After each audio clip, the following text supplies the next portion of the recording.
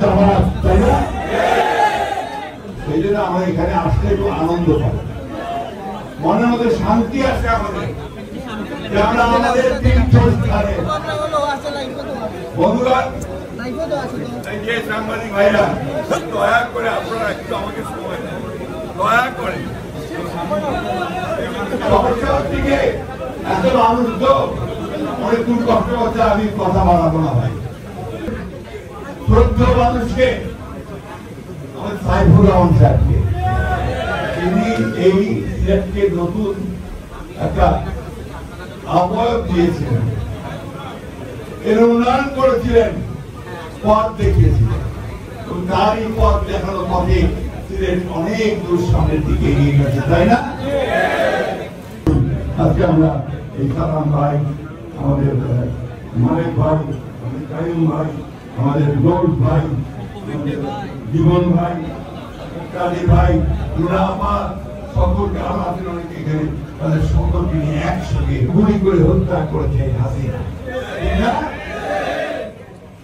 আমরা লড়াই করছি, সংগ্রাম করছি আমার অধিকারের জন্য, আমার ভোটের অধিকারের জন্য।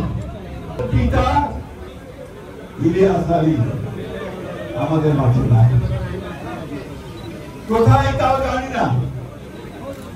এই জন্যই এখানে আসলে আমরা অন্তত তাকে মনে করার চেষ্টা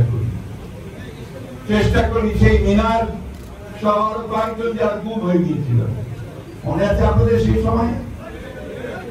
আরো শ্রদ্ধার জন্য আসি, এই 24 সালে, তারও আগে 15 বছর এই সিলেটে আমাদের বহু নেতা কর্মী ভাই তার গণতন্ত্রের জন্য মুখের রক্ত রাস্তায় ঢেলে দিয়েছে।